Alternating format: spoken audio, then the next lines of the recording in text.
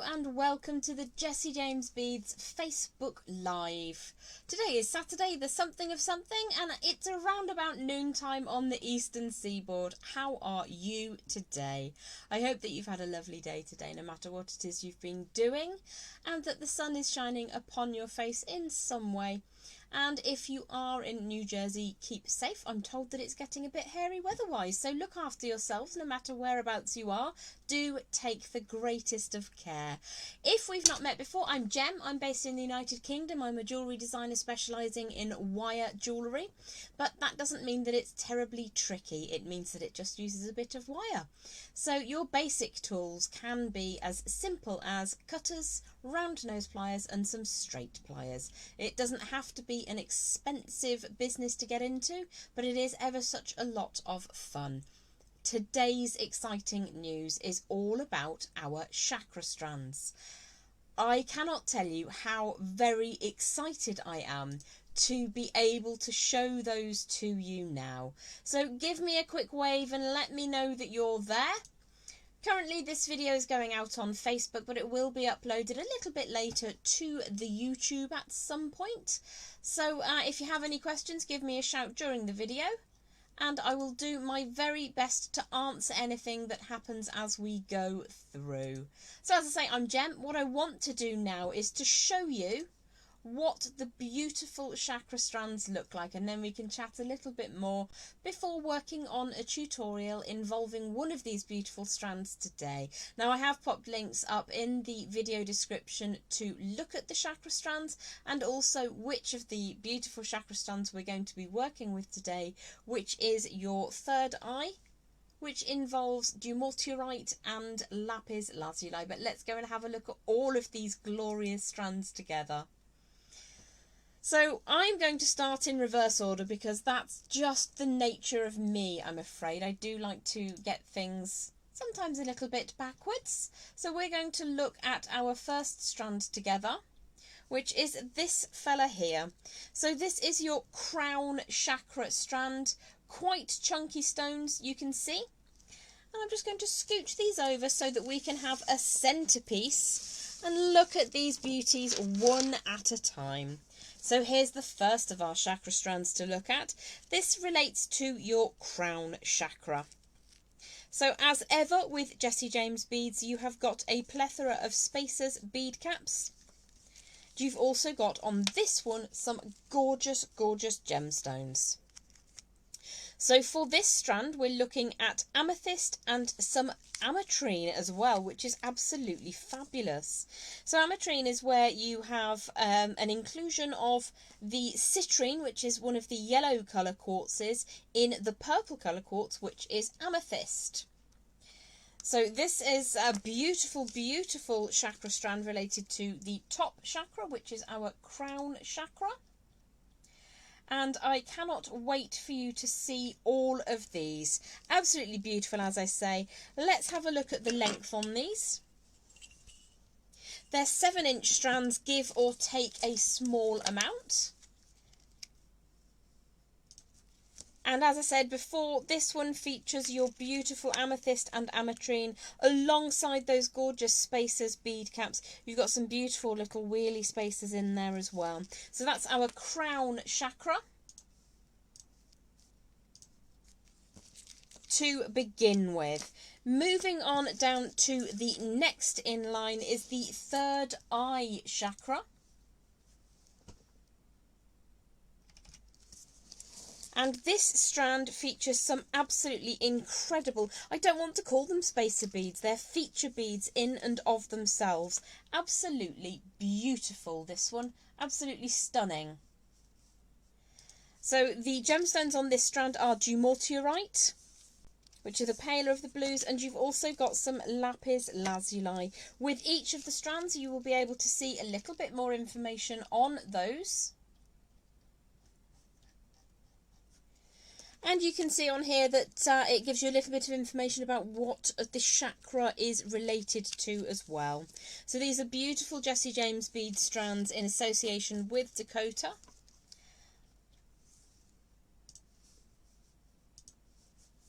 And next strand down that we're going to look at is the beautiful throat chakra strand. Let's have a look. Okay, is the live glitching for anyone? I'm getting a little bit of feedback to say it's a little bit glitchy today. Hopefully you'll be able to see all of those. I finally got your comments up. So hello to Lancashire. Hi to Danielle. Good morning from Colorado Springs. Hey to Susan and Callie. Hey Shelley. Sue from Aurora. Catherine is here. Linda from Tucson. Mariho is in. And we have Cynthia, Shelby. And we have Linda, Sandy. Hopefully the live is going out okay for you. Jax is in, Hope is in. Wow, so many of you hanging out. Absolutely wonderful to see you all there. If I'm not able to see your comments, many apologies, but hello to you nonetheless. We're going to crack on throat chakra strand for you. Now, I have a particular love of the third eye chakra to work with. However, column beads for me are going to be massive this season. Therefore, the strand for the throat chakra is going to be big on my rotation list. So the gemstones that we're looking at on this beautiful strand are aquamarine. Now that's actually really exciting. Aquamarine is a member of the beryl family of gemstones. It's the blue one that you see here in these frankly huge columns. Absolutely sumptuous quantities of gemstones on this bead strand. Magnifique. Absolutely wonderful. Facebook is being a tad on the tricky side, so we're just going to move on through. There's your throat chakra strand with those beautiful column beads as well, which are indeed faceted. Now your heart chakra can resonate with either green or pink, which means it's quite versatile in terms of your makes. For this particular strand, we're looking at rose quartz, which is a beautiful gemstone of love, albeit familial love, romantic love, those with your family members. It's a gorgeous, gorgeous strand. And again, we've got those double daisy spaces as well, which makes that absolutely jam-packed with beauty. So there's your heart chakra strand. I'm going to move these first four out of the way for the moment. I will show you them back at the other end of the show when we get there. So for your solar plexus, we have got this gorgeous, gorgeous strand featuring, we've got a tiger's eye and yellow jade for this piece. So you're obviously going to be able to do all of your research with regards to what each of the chakra strands relate to, or what each of the chakras relate to, in terms of your crystal healing, if you choose to ascribe to that as a belief. But we have a truly glorious and beautiful strand to work with. So these creamy looking ones are your jade, and then we've got some tiger's eye, beautiful puffy pads, an endlessly fascinating gemstone there on this gorgeous solar plexus chakra strand. Next up we have the sacral chakra, which is a festival of colours and textures. Hello from sunny but cold Georgia and from down east Maine. Hi to you, Vicky, Lilia, Shelley, Amy. I love aquamarine too, Amy. It's beautiful. So what you're going to see on this strand is absolutely fabulous. We have got Botswana agate, which is the queen of agates. We've also got, which is very exciting for me, sunstone. So if you take a slightly closer look at these incredible, they are faceted, but they're almost like a faceted wheel bead. You will see in them absolutely gorgeous silks. Hopefully my camera is picking that up for you. If I move that around, look at that. So this is because the way that this feldspar family gemstone forms, with tiny strands that line up in such a way that you get this amazing display of silk and beauty. Absolutely gorgeous sacral chakra strand there. Bringing us down to the base strand, or the root strand if you prefer. Now this is fantastic. This is a crackled, so that is terra agate on the smaller here, and we've got red jasper as well And agate, this is the agate up the centre. It's absolutely beautiful. Another column bead. Now, I feel that this is going to be the shape for the season. Obviously, I am not the boss of what works. I think they're beautiful, and I can't wait to work with each and every one of these beautiful strands. Not to diminish the fact that these, I can't call them spacer beads. They are far too fabulous and fantastic. Look at the detail on those. Absolutely gorgeous. Hot copper to go with the red or root chakra down there at the base. I'm just going to bring them all back through.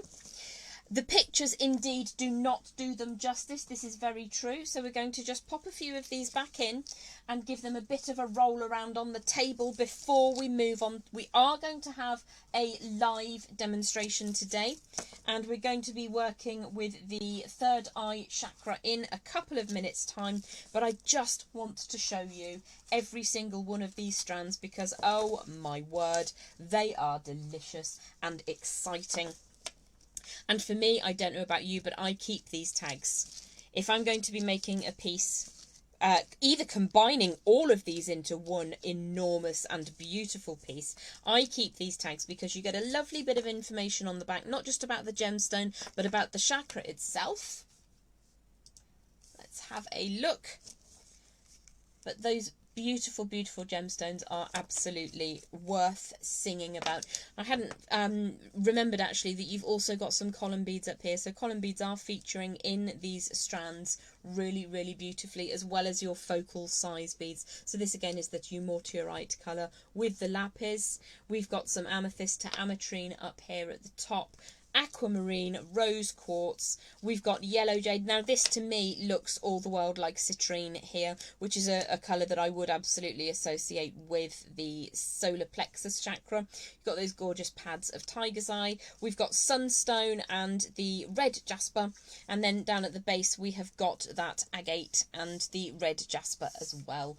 Absolutely stunning, every single one of them. Good evening to Margaret, who's coming in from Edinburgh. How are you today, my darling? Hello, hello to Stephanie. I am so pleased that you're here with me today, and I know that I'm talking a little bit more than I normally do, and I know that I normally talk quite a lot anyway. But I just wanted to show you all of these absolute beauts before we work with my chosen strand for today. And if you want, at the end of tonight, you can pick which of the remaining 6 strands I work with next week. So let's just pop these out of the way for the moment. You've had a lovely, long, lingering look at those gorgeous strands for the time being. We're going to take a closer look at our third eye chakra strand. This is the piece we're going to be working with today. I have popped in the video comments details of where you can purchase these and the details of the wires that we're going to be using, which is basically 18 gauge and 20 gauge round wire today.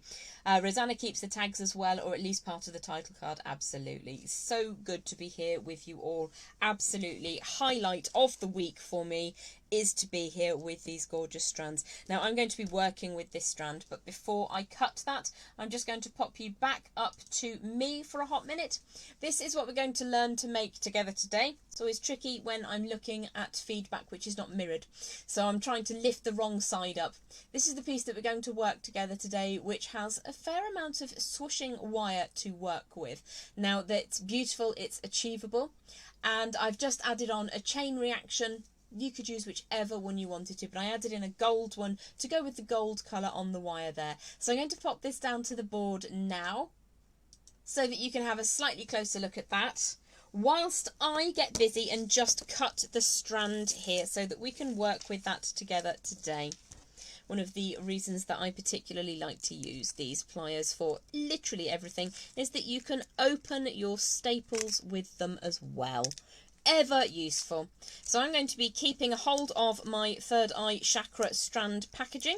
That's been stuck down as well because I think it's very attractive, to be quite honest, and it gives you more information about those stones on the back there. So whilst I cut those, we are going to just have a very quick chat about the wire that we're using on the live tutorial for today. So let me just give that a hot trim. Fabulous, and I'm just going to unstrand these in the relevant order. Can you see that down at the base? Let's have a look and make sure that that's coming off where you can see it. Okay, so we've got some daisy style bead caps, we've got faceted rondelles, bead cap, absolutely crazy good, beautiful. I would call that a feature bead. I don't want to call it a spacer bead because I think that diminishes how absolutely stunning it is.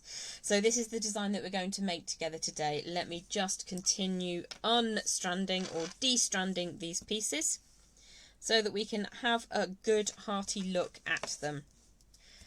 And then I will show you how to create this piece. We're going to make it completely one end to the other together tonight. Now, these beads that you get on the end are often there to stop the smallest bead falling off the end. I keep these and I use them in my designs, so don't feel like they are to be thrown away. They are not to be discarded. I find uses for them all the time. So let's have a look at our bead order. You may want to use every single bead on the strand as I have done in this way. And I'm going to show you something today which is quite useful if you have an unknown drill hole.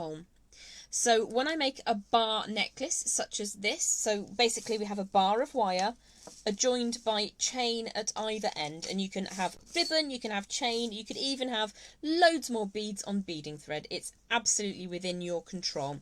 The thing that we're going to focus on today, the function of, is the bead bar necklace. So what I want to do is to put all of my beads onto the heavier of the 2 gauges of wire, which tonight is 18 gauge. And I'm working here with around about 15 inches. And this is the German style, which is a medium temper, round wire in gold colour. And as I say, this is around about 15 inches or so of that 18 gauge. So what you will find is that with gemstone beads, you don't have the same control over drill holes. So this is a crystal bead, and you have a beautiful large drill hole aperture, which is always going to be pretty much the same.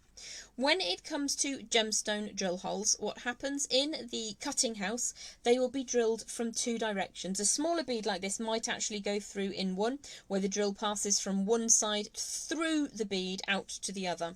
What will happen with a very much larger gemstone, to preserve the integrity of the gem itself and to ensure that the tools are used time and time again, is that you will often have one drill coming from one side, one drill coming from the other side. Now what this means is that the drill hole isn't always able to take an 18 gauge wire. So I'm going to show you today how you can fix that problem in a design like this. So the first thing that I'm going to do is take my wire, which as I say is 18 gauge, and that's around 15 inches, and I'm just going to give that a quick warm through. So I grip hold of one end with my pliers so that I can get a really good solid grip on that. Now, to give myself a bead stopper, what I'm going to do is take the very, very end of that piece. I just need to make sure that I can see that safely. There we go. I'm just going to roll very, very gently the end of that wire just over, and that will stop the beads coming off as I load them on. It's just like using a bead stopper, but with wire you've got a built-in bead stopper, which is always handy. So the next thing I'm going to do is to load on as many of those beads as I possibly can get to fit. So I'm just warming the other end of that wire through to make sure it's as smooth and as straight as I can possibly get it. Now, as I say, with gemstones, there is not always a guarantee that you will get the exact same drill hole time and time again, exactly the same way that you won't get the exact same pattern each time with a genuine gemstone. This is nature's way of just being, you know, a little bit unique. What I'm going to do is just move my necklace up to the corner for the time being. You'll still be able to see that central focal area, just so that we can see those beads going on and into position. So I'm going to recreate the bead order as it comes on the strand. And what we're going to do is see whether these small spaces go on. Sometimes they do, sometimes they don't. So that one is a no. So we're just going to pop that to one side and find another day to use that. And then I'm going to pop on one of those beautiful saucer spaces. And then we're going to see whether or not that central focal will go on the bead strand. Do you know what? It absolutely does. In my piece that I've created, I couldn't get the focal bead onto the 18 gauge wire. So in case that happens to you, I'm going to imagine that my focal bead doesn't fit on that central core of wire, because I have a very simple way to fix that, and it is not a problem at all. So I'm going to continue with the second half of that bead strand, and this is just my way of giving you an option to fix a potential problem with my design. When you're working with genuine gemstones, as I say, they can be somewhat unpredictable. So I'm recreating the order that the strand comes to you. And we're just going to pop that last one on. I've been chatting away because I couldn't cut the strand until I'd shown it to you. So we have got now that same bead order. And what we've got on the far end is a whole load of wire, and we want that excess of wire. What we don't want is for any of those beads to escape. So I'm going to twist around at the other end to create another little bead stopper. And the reason that we use that length of wire, that sort of 15 or so inches of wire, is because it gives us the opportunity, if we make this a little bit too crimped, we can simply cut that off later. So there's my bead restranded strand. And I'm just going to open up the central section where my large dumortierite bead would have sat. This actually went on the 18 gauge wire absolutely perfectly. But let's imagine, for instance, that that didn't go on for you. I'm going to show you how to set that on top of and create all of this design using a slightly lighter gauged wire. So if I just allow that to sit in the centre of the board for the time being, and I'm just going to bring that focal bead down for a moment. What we need to do now is grab ourselves some 20 gauge wire, just ever so slightly lighter. And it is so good at making these swooshes and beautiful fluid shapes over the surface and around the edges of beads. It's absolutely perfect. So I've taken around about 24 inches from the reel, and again we're using German style wire, which is a medium temper. It's round. I've chosen the gold colour because it goes so beautifully with the blues of this strand, or the indigos if you prefer. The chakra colour for the third eye is indigo, so you've got inky blues on this strand. What I'm going to do is find the centre of my 24 or so inches of that 20 gauge wire. That's equivalent to 0.8 if you're watching in the UK. And I'm just going to warm through just to make sure that that's smooth and fluid before I add on my central focal bead. So I'm going to slide that all the way through, and that's gone on with absolutely no problem whatsoever to the slightly lighter wire. So the sound of the wire is going to bang on the desk. I hope that's not too disruptive or uncomfortable for you.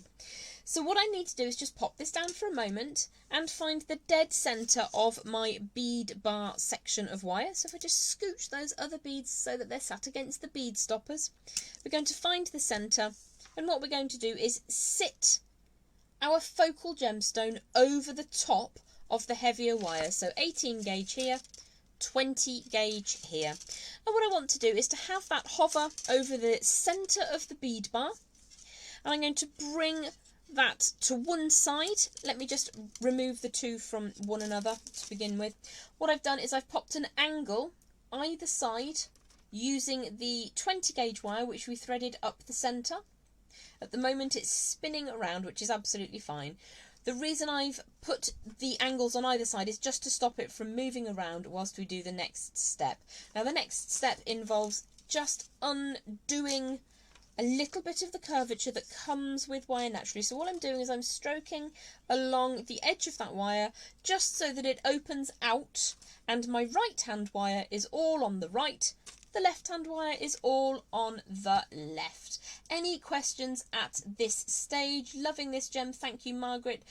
Happy evening to you in Edinburgh, my lovely. I hope you are all good. Thank you so much.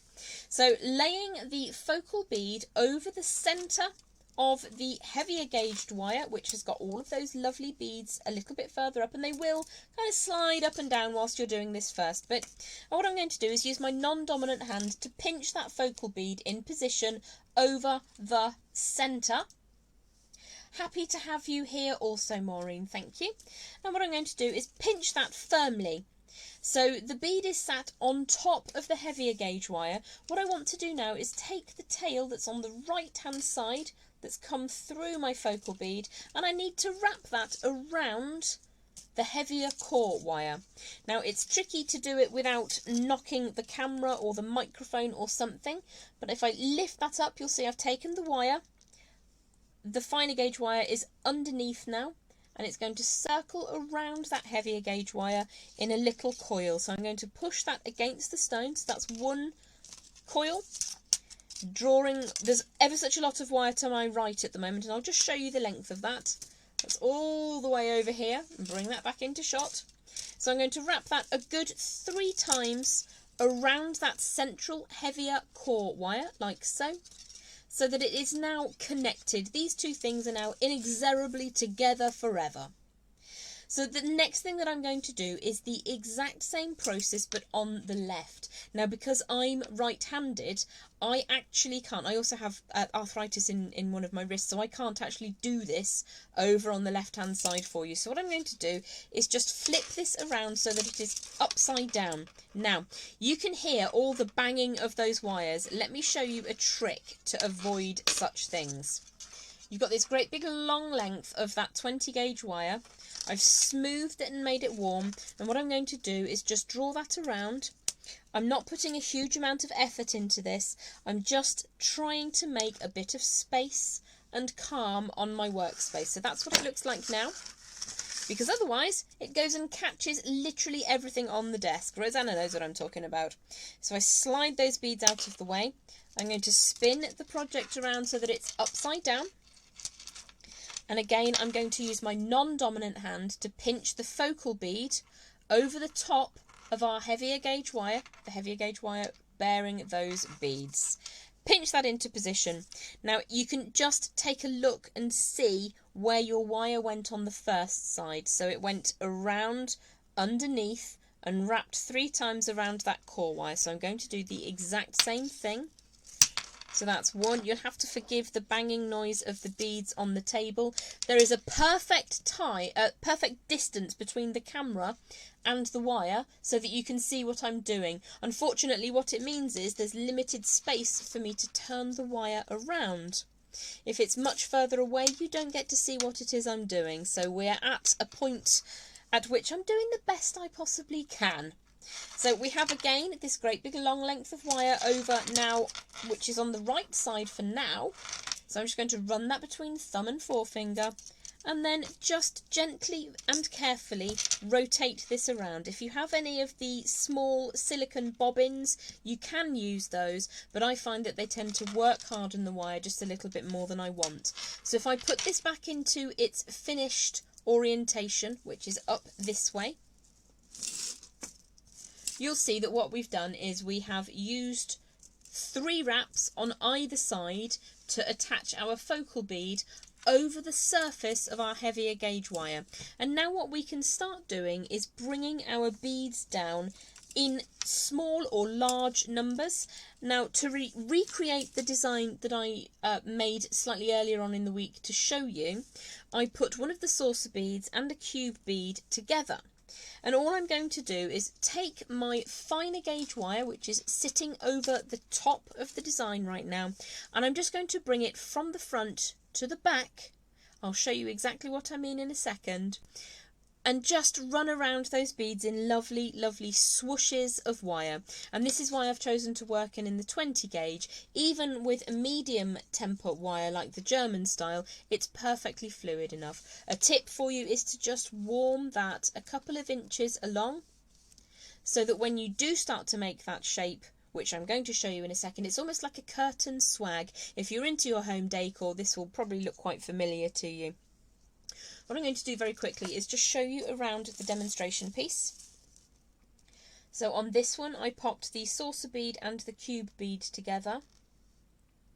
And then I added on one of the lapis lazuli pads, and then these huge feature beads. What you should be able to see is that the wire is coming from in this instance from behind to the front. So it starts underneath, it swooshes around at a slight angle and then wraps around that core wire. So I'm going to show you how to do that now, but I just wanted to give you an idea of what's going to happen next. This and this happens at a later date. So for now we're wrapping the beads with the finer gauge wire. What I want to do is get this piece out of the way, so take a quick look. That's what we're working towards, as I am going to send it flying if I don't. So let me just lift the project away from the board slightly. Again, I'm warming the first couple of inches, and I'm going to take the wire from the top, if that's where it's landed up, all the way around to underneath. Let's have a look. We have a question. Can't see it, the words are in the way, please move it so I can see it being done. What words are we looking at here? I'm not seeing any words on my feedback, unfortunately. Let's have a look at what you are seeing. Not entirely sure what that refers to, I'm afraid. So we will soldier on. So I'm going to smooth that nicely so that it's good and warm, starting on the top of the heavier gauge wire, and I'm just going to allow that to circle around underneath that selection of beads, and it could be just one bead by itself, but I've gone for two together. So if I pinch the beads, then what I'm going to do is now wrap a couple of times around the core wire. So from underneath over the top like so. And then I'm going to go for 3 wraps, I think, here, because it's a tricky shape when you're working with the cube bead. And I'm going to draw that all the way around underneath before bringing in my next bead, which in this instance is the lapis lazuli pad. May have a transcriber on, okay. Our closed caption is on. Unfortunately, I am unable to see closed caption and where that location might be. So I'll try and keep this as central as possible. So what will happen with any wire as you work it, as you're working, it gets a little bit firmer. It work hardens itself. So can you see how there are some angles here that we didn't want? What we're going to do is just smooth that slightly, a little bit, like so. So that we get that nice and soft, and I'm pinching very firmly with the non-dominant hand. That's now smooth again. Now to get the wire to sit neatly around the pad-shaped bead, so can you see my wire is currently on top of the heavier gauge wire? And I'm going to pinch the pad bead whilst I draw my finer gauge wire around the angles of the cube. So I'm not making very hard angles here. I'm using that bead to form the shape. Now, because I started on top of the heavier gauge wire, I need to finish underneath. So I'm always swapping sides. Start on the top, go around the edges of the bead. So I'm just going to pass that underneath. So you may not be able to see that, so I'll just put my finger in the way. You can see the heavier gauge core wire is on top. The finer gauge wire is now travelling underneath. So I'm going to pinch that again and draw the finer wire up so that we've created a shape that matches that bead. Now I'm going to pinch that really firmly while I take the tail of the wire and wrap around the core a good 3 times. Sorry, I whacked the camera. It's always the way when you're working quite close, but hopefully it's at a distance that you can see the wrapping happening. Perhaps I need to have the camera coming from the ceiling. So there we go. We've got our first couple of swooshes done together.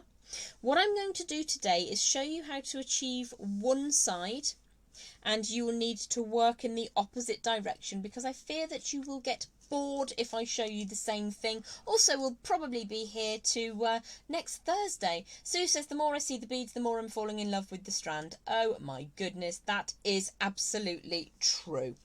So my next bead on the strand is this beautiful antique silver, I would say, antique silver tone. I don't know how you would even describe this bead. It's absolutely gorgeous. So my finer gauge wire is starting on top of the core. So we're going to apply a little bit of heat, and it's just the first couple of inches. If you start heating all the way along, your wire is going to get bored of you and get a little bit tetchy. So I've just broken my nail. Sorry if that's an upsetting image. It's not a horrible break, but it doesn't look very pretty. So the finer gauge wire is coming over the top. We're going to draw that gently around so that it passes underneath, and I will again just pop my finger in there so you can see finer gauge wire is now underneath, and I'm going to wrap 3 times around that core. So that's once, and I'll try not to whack the camera this time. Twice, and a 3rd time. We're going to bring in the next collection of beads. Now this is how it was on the strand. So I've got my beautiful faceted rondelle with bead caps either side. So I'm going to work with that exactly as it came on the strand. And in that way you'll end up with a piece of jewellery that is reminiscent of the care and design that goes into these pieces. So again, a little bit of warmth just here at the head of the strand of wire that's attached already. Pinch your beads into position and draw the tail of wire around so that it goes, again, that's passing underneath the core wire. Hold that into position and we're going to wrap 3 times, and I'm pushing gently to get a nice neat wrap up against the preceding bead. So that's a 2nd time around the core and a 3rd time around the core. And we're then going to add in our final bead on the right hand side from the centre point. So again, it's a puffy, like a cushion shape. So what I'm going to do, you can see my finer gauge wires coming over the top. I'm going to pinch the bead into position and use the bead itself to get that first angle, so you can see the bead helped us to get there. The wire needs to pass now underneath and around the 2nd corner. So I'm allowing the bead to help form that. It's very organic in that way. Once I'm happy that that's sitting where I want it to sit, what I'm going to do is ensure that this wire doesn't get pulled underneath. I'm going to pinch that very firmly on the outer margins of the bead and draw the wire all the way around the core. So that's 1, and that's 2, and that is 3. Now let's have a look at where we are. So you can see everything on this side is as yet unwrapped. Everything on this side has got the first swoosh going on, and we've got acres of wire on the end which we can work with in a few minutes. What I think I will do is just wrap in the first couple of beads on the other side, and I'm going to show you how I do that, which is to invert the whole design. I'm right dominant. I really struggle on the left because of mobility issues. So let's pop those first 2 beads in. I'm matching, so I've gone for an antique silver colour and a cube, and we've started on top of the heavier gauge wire with the finer gauge wire. So I need to move underneath for my next section. Let's have a look. So I'm going to just warm through that wire like so and allow it to form around the bead collection that I've chosen to work with. So you can see the beads are very good at enabling you to make that shape. So I'm going to then draw the wire all the way around, bearing in mind we're now looking upside down at our design. So we will need to just be cautious about how we mirror image. So I'm always conscious when I'm working with these bead bar designs that I'm mirroring so that everything is the same. I'm going to show you the underside of the piece before I just wrap this next pad, so that you can see that the heavier gauge of wire just sits behind that focal, and that's just to enable you to use a smaller drill hole focal bead if you need to. So I'm just going to encompass this next pad, which is the lapis. So pinching the design will enable you to make the shape, and then because we've started at the top on this side, we need to go underneath that heavier gauge wire on the other side. So 3 more wraps, 1 and 2 and 3. So at this stage what I want to do is just put everything back to the direction that it should be in. Just pop that down on the board for a moment and bring in the demonstration piece so you can see how we're cracking on with the design. Now you can see that in this piece I made it a very tight little U shape to sit down at the bottom of the chain because I wanted to show it on the neckline. But I did put an awful lot of a beautiful chain reaction on the back there, which is a gold and a smoke colour, which just works really, really well. So for the next section of our tutorial, I'm going to show you how to add some detail over the surface and on top of these other beads. So again, I'm just going to give you a quick flash of the demonstration piece before I move that out of the way so that we can all see what we are up to. Now let's see if I've got the correct wire. Yes, this is the 20 gauge. So I'm going to unspool a couple of 12-inch sections. Let's just unspool that like so, and then we're just going to smooth that between thumb and forefinger to make sure that it is nice and smooth and flat and straight. So there's just over 12 inches actually. I'm going to grip a hold of one end and just run that between thumb and forefinger whilst I apply some heat to it, like so. Fabulous. Now, one of the reasons that I wanted to add interest onto the surface of the central focal bead is to stop it from spinning. Now, it shouldn't spin overly much anyway, but the less your piece of jewellery moves on the days you don't want it to move around, the more likely it is to last a long time. Are you able to tell us which chakra strand you will use next week? Darling, I'm going to throw it out to you at the end of the video this evening. You guys will get to choose, and whichever chakra strand from the remaining 6 you choose is the one I will work with. But I will need to know by tomorrow. So I have here it's about 15 inches of the 20 gauge round. Again, it's German style in that medium temper in the gold colour, because gold and blue is a royal match made in heaven. Cynthia's listening to me whilst driving. Well, do not take directions from me. I can get very, very easily lost. So what I want to do to begin with is create a loop in the very centre of your length of wire. So if I just pop that section up to the top, pop my round nose pliers in, what I'm doing is very, very gently holding that wire. I'm not putting any pressure on it at all, and I just want to get a loop shape. Now, you don't have to do this with pliers if you want. If you warm your wire enough, you can simply just get a little bend to be created. So it's almost like the top of a tiara at this stage. This is often how my tiaras begin, with an upright centre, or sometimes if it's an elven tiara, a downward centre. So that's where they begin. Let me get some of these beads and things out of the way, otherwise everything is going to go flying. So what I'm going to do now is find out whereabouts I want to put my loopy design over the surface of my focal bead. And I've just ignored this for now because I will show you how to finish that off at the end of the tutorial. So what I need to do is make sure that if I'm going to add 2 of these loops on, that they're going to sit opposite and centrally. So I'm going to eyeball that. You could measure it if you wanted to. I'm just going to pinch that into position, and then using almost the same technique as before, I'm going to wrap around the one side, and I'm just going to fill over the top. Now what you may find is that you didn't pinch hard enough, and that some of that distance will be taken up. You can always rotate that loop section along if it does move too much to the side you were working. But if I just turn this upside down, sorry again about the beads banging on the desk, what I'm going to do is just show you how to bring that softly into position. So you can see that that's approximately central on that focal bead. And what I need to do, because I took the wire to this side of the bead, at the moment it looks top left, but we're actually looking at the thing upside down.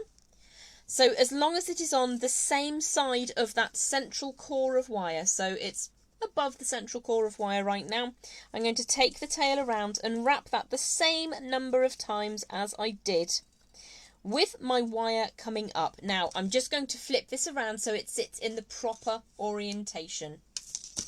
There we go. Let's see if we have any further questions at this time. Mine are more commonly facing downward, said Rosanna. Yeah, absolutely, they are. It's beautiful in that kind of style to have them dropping down, but I also like to make crowns as well as tiaras and elven styles. So yes, have a think about which of the strands you'd like me to use next week. Now, to show you how to add some extra flourishes along here, you don't have to, but we've got some spare wire, so why wouldn't we? My finer gauge is underneath, which means I need to bring it over to the top. So warm that through ever so slightly. We've wrapped that 2 or 3 times around, so we've got a really good anchor point. So a little bit of warming, and you can almost guide that wire around. If you wanted a more circular form rather than a form fitted like we did the first time around, you absolutely can. Again, pinch those beads and wrap. Now, we wrapped 3 times on the first get-go, so I might just wrap twice for this one. Now, what you can do is add a little bit more detail over the surface of the cushion beads. I'm just going to show you this one time. You could repeat it if you wanted to on the other cushion. So you can see, as we're looking at it, the wire is coming from the top of the strand, top left. So what I'm going to do is just gently draw that over, and I'm going to pop my thumb over the top and draw the wire up. And because we warmed that wire, what we're doing is we're generating a very natural looking loop. So I'm just going to hold that. Can you see how beautifully that wire wants to work for you? So it can go whichever way up you want it to. I've done that one on the side. What I might do is take it all the way to the end and show you how to do that upside down in a moment. So I actually quite like how that sits. That again is a bit like a tiara in and of itself. So we started on the top side, so we're going to finish on the top side because we're covering a bead.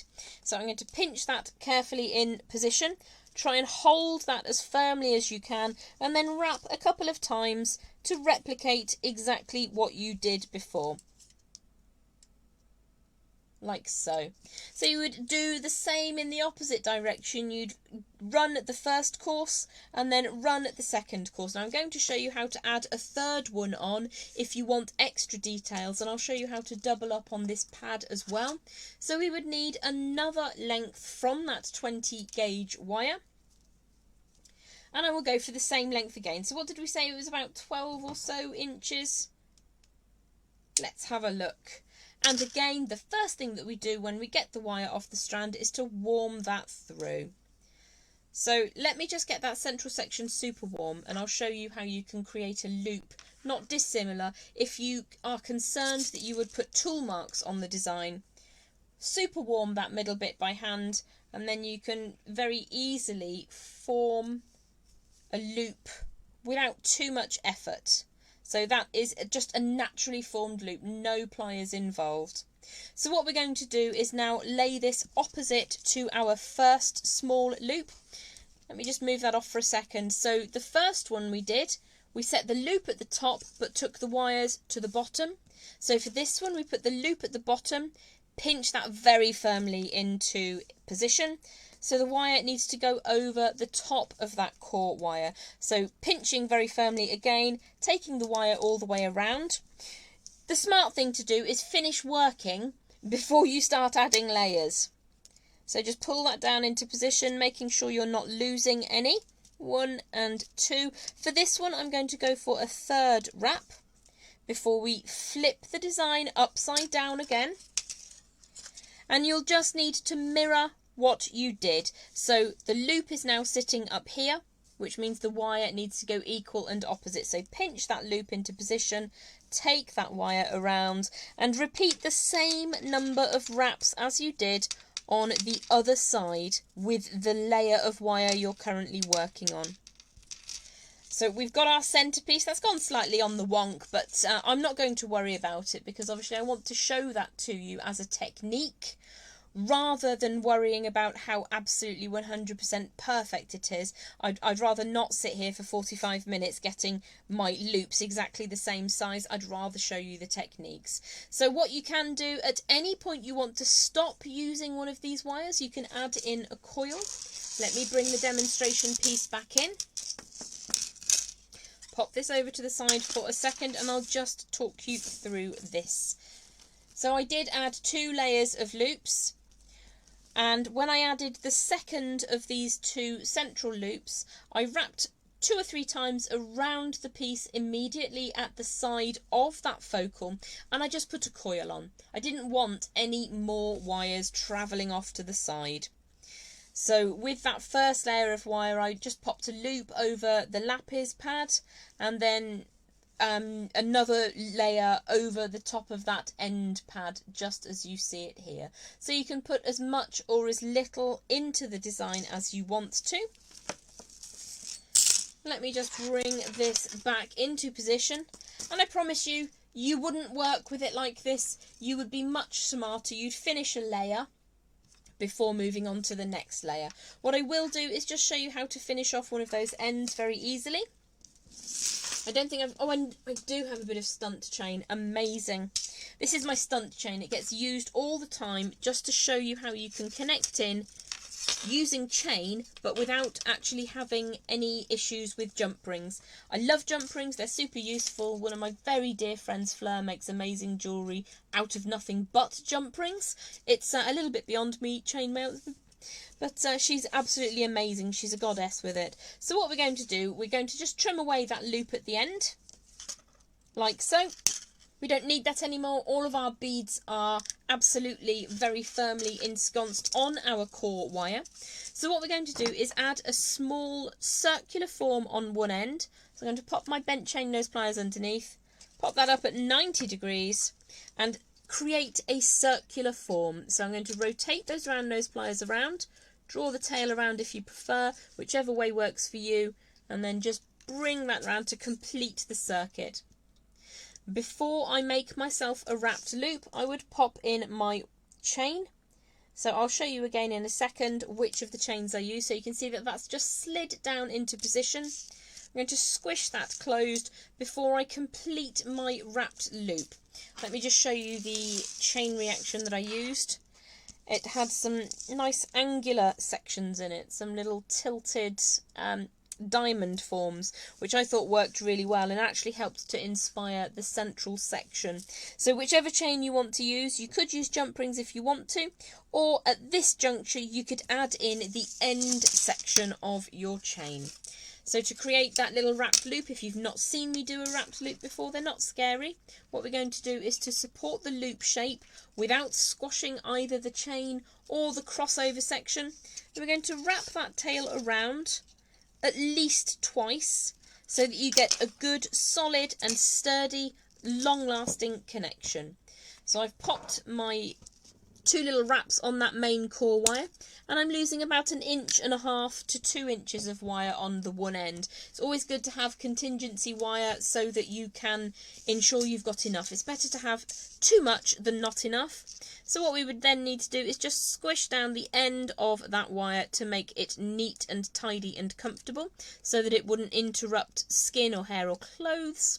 Give that a squish, and then you've got this lovely long tail of the finer gauge wire from the first level of wire wrapping that we did. We've got loads to work with, so what you can do if you want is take the swooshing all the way back along to the centre point. You can go really, really fancy and add the exact mirror opposite of these little wire swooshes if you wish to. Or you can very simply trim away. This is about 1.5 inches length that I have remaining. And what I'm going to do is warm that through, pop those round nose pliers in and start rotating around to create a coil all the way, all the way. Give that a bit of a squish to make it nice and flat, and then rotate that circular form all the way up. Now I tend to go for quite small movements because it means that your coils are neater. So we're going to take that all the way up to the top so that it sits over the surface of that bead bar. Push that until you get up to the top, and then just squish that down over the surface so that you've got a completed end with an extra decorative section. What I'd like to do is just pop the finished article back into position. It's a slightly smaller loop and coil than I did on this one, a slightly simpler piece altogether.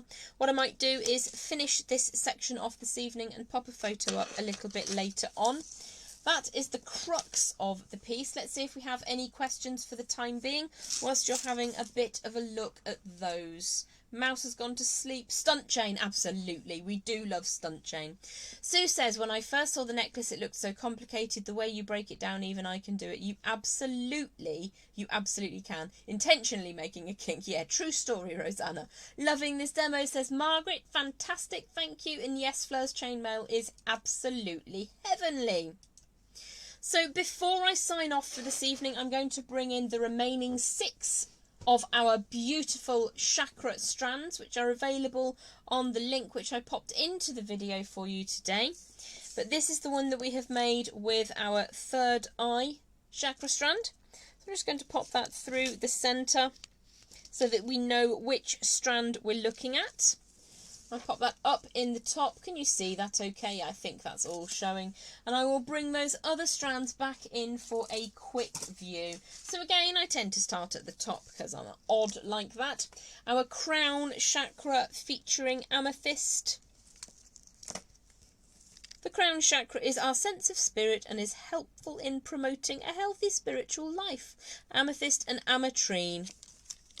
So I'm not going to read all of the details on each of those. You can do loads of your own research if you wish to. There's your crown chakra, our third eye chakra we've created this beaded bar necklace with. See if there are any questions before I bring the rest of them in. Great class as always, Linda. Thank you ever so much. That's very kind. Susan says, beautiful piece. I vote for crown purple or throat strand. Yeah, the blue is amazing. Absolutely fantastic. So fabulous, love. Thank you. Amazing. Thank you. Thank you for showing us the wire whisperer. I sometimes get referred to as a wire Yoda, which makes me laugh. Once made a bib necklace with simple chainmail. It made me really respect the artists who do it. There's nothing simple about chainmail. It is magic. It is absolutely magical. Let's bring the rest of those strands in, shall we? So, throat chakra with astonishingly rich and beautiful aquamarine, which I think has had the most votes so far. After the throat chakra, we're going to bring you in the heart chakra. Now, the heart chakra can be represented by either green or pink. We've gone for rose quartz because it is absolutely glorious. It's a good stone for friendship and for love. So up after that, we have got our solar plexus chakra. Each of the little bits of card that you get on the top of your strand will give you the title of the strand. You get these, which are the symbols associated with each of those chakra. The third eye chakra is the energetic centre for wisdom. So that's over here with the dumortierite. And next on the hit list is the sacral chakra with that unbelievably silky sunstone. Gorgeous. And then right down at the root chakra we have some red jasper and some agate. The type of agate I can't remember. Hang on a hot second. Terra agate. Woof. There we go. So these are the remaining 6 chakra strands from which we can choose next week's tutorial. And that's the strand that we worked with today, which is the third eye chakra strand with, let me move that out of the way so you can see one more time that dumortierite with those lapis lazuli stones as well. Let's have a look. Sunstone is my favourite, or the aquamarine. I love the throat and heart chakra. Thank you for all the techniques. Thank you for being with us, Barbara. Much appreciated. Thank you for hanging out with us this afternoon or this morning, dependent on where you are in the world. It's the evening in the UK. Sue votes for throat, sacral or root. Sunstone is my favourite, or the aquamarine. Root, any of these would be lovely. Throat or crown. So far, throat is a winner. And do you know what? I was talking to you earlier. I'm just going to show you the sacral and throat chakra side by side for a moment before I release you back into the wild to do the things. Throat or crown, throat chakra. Amethyst would be nice, or the heart or the throat. So I was talking to you earlier about the silks that you get in this feldspar stone, which is sunstone. It's a family of gemstones which all exhibit, I like to think of it as magic, but it is particular placement in crystal formation. So you see, this is why it's called sunstone. It's magnificent. But what you sometimes get in a gemstone which is not of the same family, the other family members of the feldspar, alongside sunstone, you have moonstone, you have labradorite, you have andalusite. There's another one that I can't currently remember the name of. They all exhibit particularly magical visual effects. Have a look at this strand. This is the throat chakra, which at the moment has the vote. What I noticed a second ago is that this aquamarine is also exhibiting some of those threads. I refer to them as silks. I'm not a qualified gemologist, but you do have aquamarine which contains, there we go, that's the one. I used to work with a chap many years ago, and he used to say, that's the badger. Don't really know what he meant. I imagine it's that's the one, but there you go. Silky aquamarine. Now, aquamarine can command hundreds of thousands if it is in an absolutely clear gemstone. My favourite type of aquamarine is this type of aquamarine because it is fascinating. It's silky and it's beautiful. There we go. Finally got the camera to behave. Silky aquamarine on the throat chakra. Let's have a quick look. Sacral. Wow, those are amazing together. They are amazing together, actually. It's entirely possible I might put them both together. That might be a thing that could happen potentially, but I'm thinking, because also I'm feeling column beads. I think that column beads are going to be the way forwards for the season. That's it. That's what we've decided. Let's pop you back up here for a bit of a ta-ta for now.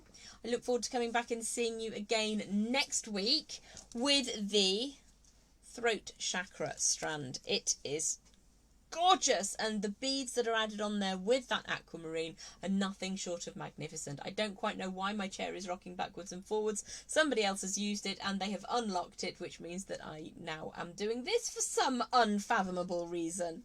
I am going to sign off. Thank you so much for spending an hour with me and the most magnificent Jessie James beads chakra strands. Check out the collection on the website. It's all in the video description. I would say up there or down there, but I don't know where it appears, so I'm sure you'll find the link somewhere. I did pop them in. The wires we've used today were 18 gauge and 20 gauge. Thank you so much for hanging out with me. It's been my absolute pleasure to bring these gemstone chakra strands to you with the accompanying beads.